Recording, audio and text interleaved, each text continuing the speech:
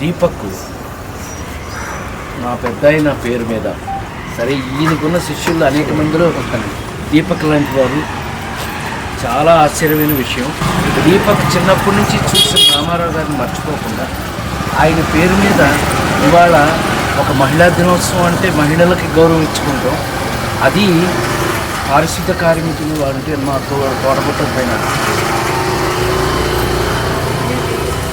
వాళ్ళందరూ ఫ్యామిలీ మెంబర్సే. అలాంటిది వారికి చీరలు పంచే కార్యక్రమాన్ని పెట్టి, అది కూడా మొన్న అనుకోకుండా మమ్మల్ని వదిలి వెళ్ళిపోయిన మా అమ్మాయి గాయత్రి పేరు మీద చేస్తాను అన్నప్పుడు, తమ్ముడు దీపక్ నీకు థ్యాంక్స్ చెప్పడం కానీ నేను చేయగలిగింది ఏం లేదు. అందులో ఆయన పేరు మీద ఈవేళ ఇది ఒక అద్భుతమైన రోజు.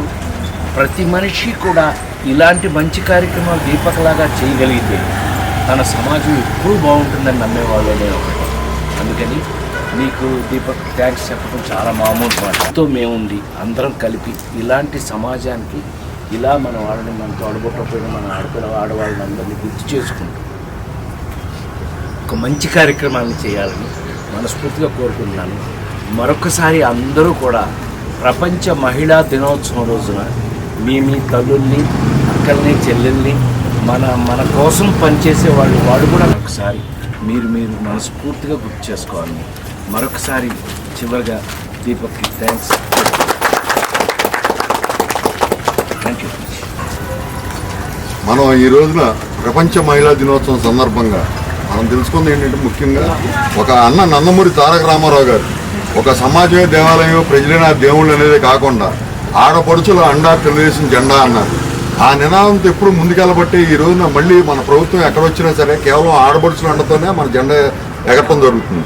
ఇంకోటి ఏంటంటే, ఆస్తిలో సమాన హక్కు కల్పించిన ఇది కూడా అన్న నందమూరి తారక రామారావు గారు.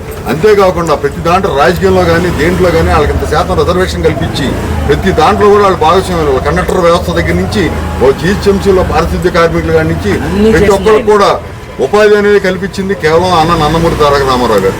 అంతేకాకుండా ప్రతి ఒక్కరు కూడా ఇంకోటి ఏంటంటే, వాళ్ళ స్కూల్లో ఎంతసేపు పిల్లలకి ఎన్ని మార్కులు వచ్చినాయని కాదు, ముఖ్యంగా మనం తెలుసుకోవాల్సింది ఏంటంటే, వారికి మనం ఏ రకమైన సంస్కారం నేర్పుతున్నాం, ఆడవారిని ఏ విధంగా గౌరవించాలి అన్నదాన్ని ముఖ్యంగా జనాల్లో తీసుకెళ్లే విధంగా చదువులు ఉండాలి. అంతేకాకుండా ఇవాళ రోజున ఈ ఒక్కరోజే మనం చేసుకోవడం కాదు, ప్రతిరోజు కూడా ఇక్కడికి వచ్చిన వాళ్ళందరూ కూడా మన వంతు కింద అదే విధంగా చేసుకెళ్ళాలి. అలాగే ముఖ్యంగా గాయత్రి గారి పేరు మీద ఈరోజు ఈ కార్యక్రమం చేయడం జరిగింది. అంతేకాదు 15 రోజుల తర్వాత ఆవిడ పేరు మీద జైంట్ అన్నగారి విగ్రహం ముందు చలివేంద్రం ఏర్పాటు చేస్తున్నాము.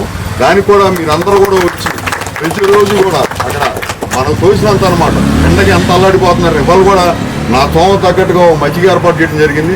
అదేవిధంగా ఫస్ట్ రోజు మజ్జిగతో మొదలెట్టింది, ప్రతిరోజు కూడా అక్కడ చలివేంద్రం ఏర్పాటు చేస్తున్నాను. ఆల్రెడీ ట్రాఫిక్ సిఐ గారికి అందరికీ చెప్పడం జరిగింది.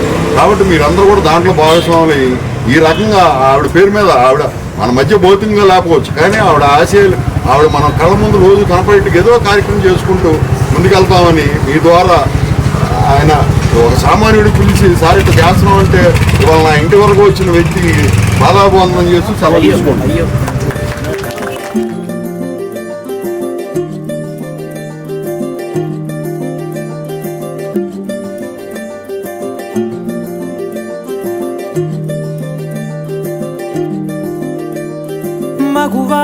మగువా లోకానికి తెలుసా నీ విలువా,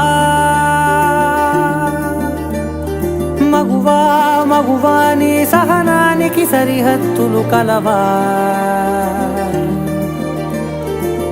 అటు ఇటు అన్నింటా నువ్వే జగమంతా పరుగులు తీస్తావు ఇంట బయట, అలుపని రవ్వంతా అననే అనవంట వెలుగులు పూస్తావు వెళ్ళేదారంతా.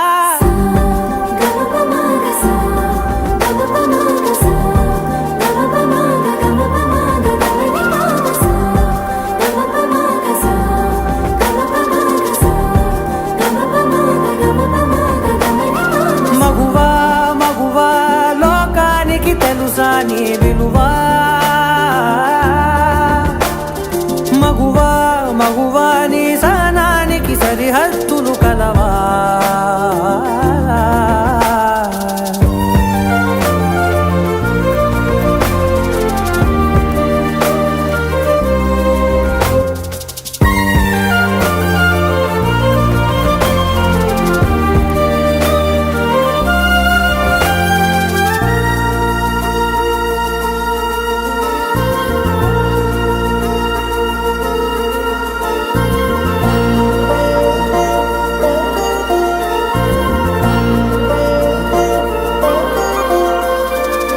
కాటుక కనులు విప్పారకపోతే ఈ భూమికి తెలవారదుగా, నీ గాజుల చేయి కదలాడకపోతే ఏ మనుగడ కొనసాగదుగా. ప్రతి వరుసలోను ప్రేమగా అల్లుకున్న బంధమా, అంతులేని నీశమా, అంచనాల కందున ఆలయాలు కోరని ఆదిశక్తి రూపమా, నీవు లేని జగతిలో దీపమే వెలుగునా. నీదగులాలనలో ప్రియమగు పాలనలో ప్రతి ఒక్క మగవాడు పసివాడే.